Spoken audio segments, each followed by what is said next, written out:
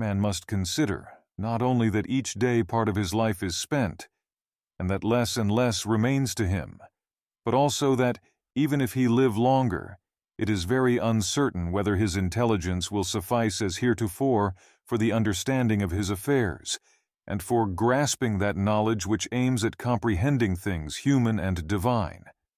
When dotage begins, breath, nourishment, fancy, impulse, and so forth will not fail him.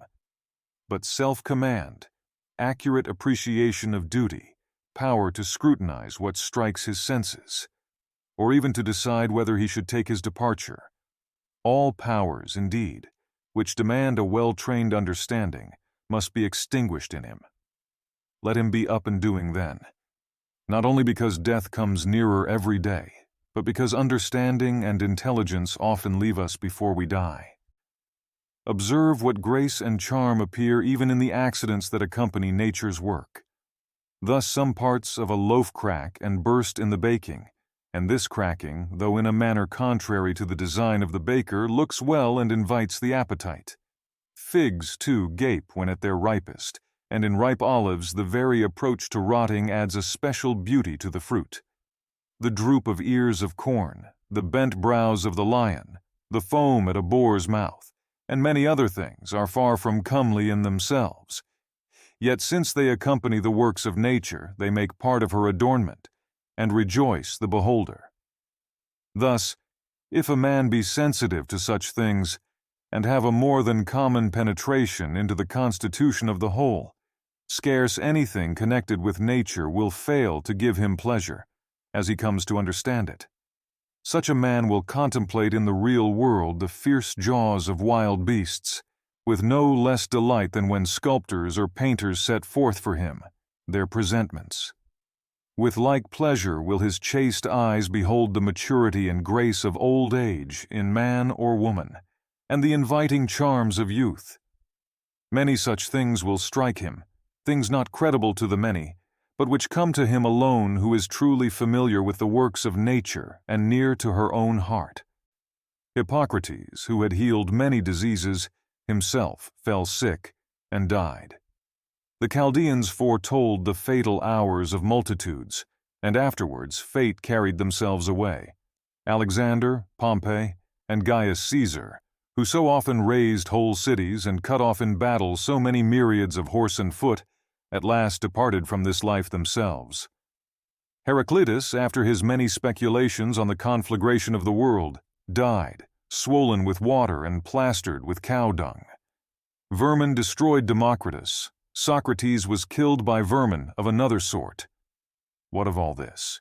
You have gone aboard, made your voyage, come to harbor. Disembark. If into another life there will God be also, if into nothingness. At least you will have done with bearing pain and pleasure, and with your slavery to this vessel so much meaner than its slave. For the soul is intelligence and deity, the body dust and corruption. Waste not what remains of life in consideration about others, when it makes not for the common good. Be sure you are neglecting other work if you busy yourself with what such a one is doing and why, with what he is saying, thinking, or scheming. All such things do but divert you from the steadfast guardianship of your own soul. It behoves you, then, in every train of thought, to shun all that is aimless or useless, and above all, everything officious or malignant. Accustom yourself so, and only so, to think that if anyone were suddenly to ask you, "Of what are you thinking now?" you could answer frankly and at once, "Of so-and-so."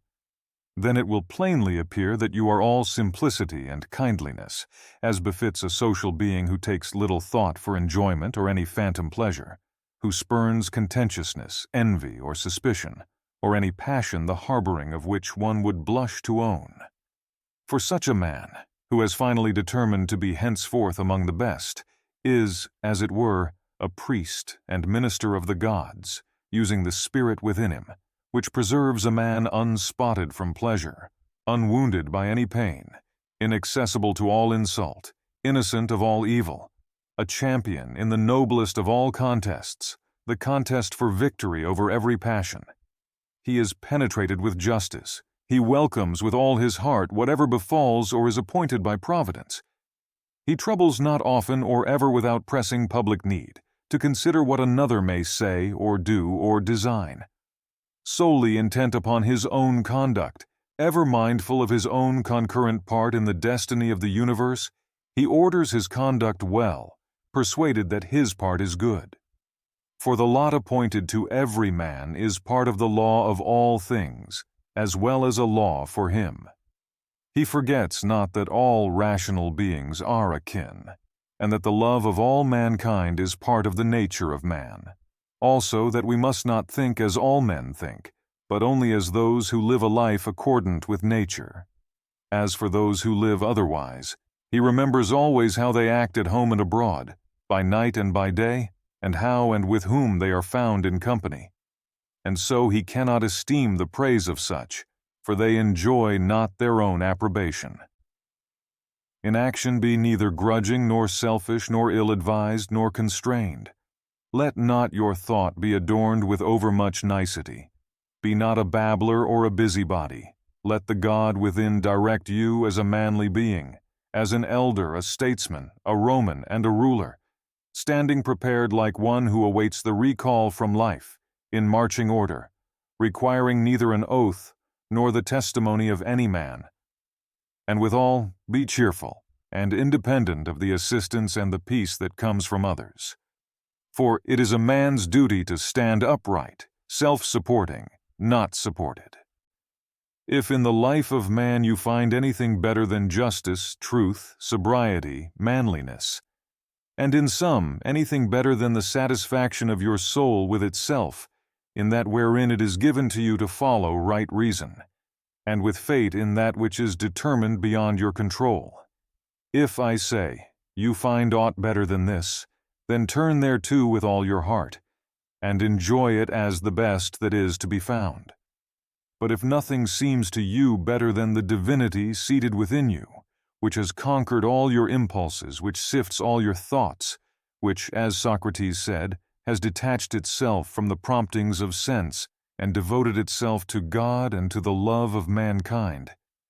If you find every other thing small and worthless compared with this, see that you give place to no other which might turn, divert, or distract you from holding in highest esteem the good, which is especially and properly your own. For it is not permitted to us to substitute for that which is good in reason or in fact anything not agreeable thereto, such as the praise of the many, power, riches, or the pursuit of pleasure. All these things may seem admissible for a moment, but presently they get the upper hand and lead us astray. But do you, I say, frankly and freely choose the best, and keep to it. The best is what is for your advantage. If now you choose what is for your spiritual advantage, hold it fast. If what is for your bodily advantage, admit that it is so chosen, and keep your choice with all modesty. Only see that you make a sure discrimination. Never esteem aught of advantage which will oblige you to break your faith, or to desert your honor, to hate, to suspect, or to execrate any man, to play a part, or to set your mind on anything that needs to be hidden by wall or curtain. He who to all things prefers the soul, the divinity within him, and the sacred cult of its virtues, makes no tragic groan or gesture. He needs neither solitude nor a crowd of spectators, and best of all, he will live neither seeking nor shunning death. Whether the soul shall use its surrounding body for a longer or shorter space is to him indifferent. Were he to depart this moment, he would go as readily as he would do any other seemly and proper action, holding one thing only in lifelong avoidance: to find his soul in any case unbefitting an intelligent social being. In the soul of the chastened and purified man, you would find nothing putrid, foul, or festering. Fate does not cut off his life before its proper end, as one would say of an actor who left the stage before his part was ended, or he had reached his appointed exit. There remains nothing servile or affected. nothing too conventional or too seclusive, nothing that fears censure or courts concealment. In the soul of the chastened and purified man you would find nothing putrid, foul, or festering. Fate does not cut off his life before its proper end, as one would say of an actor who left the stage before his part was ended, or he had reached his appointed exit. There remains nothing servile or affected, nothing too conventional or too seclusive, nothing that fears censure or courts concealment. Hold in honor the faculty which forms opinions. It depends on this faculty alone that no opinion your soul entertains be inconsistent with the nature and constitution of the rational being. It ensures that we form no rash judgments, that we are kindly to men and obedient to the gods. Cast from you then all other things, retaining these few. Remember also that every man lives only this present moment, which is a fleeting instant. The rest of time is either spent or quite unknown. Short is the time which each of us has to live, and small the corner of the earth he has to live in. Short is the longest posthumous fame, and this preserved through a succession of poor mortals, soon themselves to die. Men who knew not themselves, far less those who died long ago. To these maxims add this other. Accurately define or describe everything that strikes your imagination, so that you may see and distinguish what it is in naked essence and what it is in its entirety. That you may tell yourself the proper name of the thing itself, and the names of the parts of which it is compounded, and into which it will be resolved. Nothing makes mind greater than the power to inquire into all things that present themselves in life. And while you examine them, to consider at the same time of what fashion is the universe, and what is the function in it of these things, of what importance they are to the whole, of what to man who is a citizen of that highest city of which all other cities are but households. Consider what is this thing that now makes an impression on you, of what it is composed, and how long it is destined to endure. Consider also for what virtue it calls, whether it be gentleness, courage, truthfulness, fidelity, simplicity, independence, or any other. Say, therefore, of each event, this comes from God, or this comes from the conjunction and intertexture of the strands of fate, or from some chance or hazard of that kind. Or, this comes from one of my own tribe, from my kinsman, from my friend. He is indeed ignorant of what accords with nature, but I am not, and will therefore use him kindly and justly according to the natural and social law. As to things indifferent, I strive to appraise them at their proper value. If you discharge your present duty with firm and zealous yet kindly observance of the laws of reason, if you regard no bygains, but keep pure within you your immortal part, as if obliged to restore it at once to him who gave it, if you hold to this with no further desires or aversions, and be content with the natural discharge of your present task, and with the heroic sincerity of all you say or utter, you will live well, and herein no man can hinder you.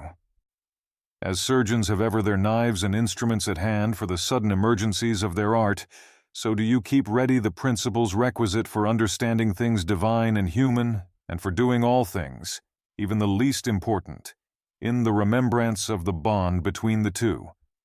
For in neglecting this, you will scant your duty both to gods and men.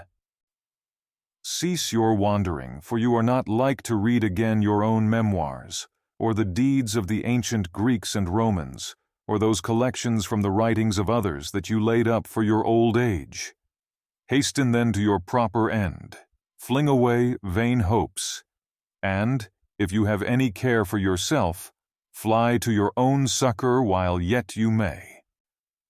Men understand not all that is signified by the words, to steal, to sow, to buy, to rest, to see what is to be done. For it is not the bodily eye but another sort of sight that must discern these things. We have body, soul, and intelligence. To the body belong the senses, to the soul the passions, to the intelligence principles.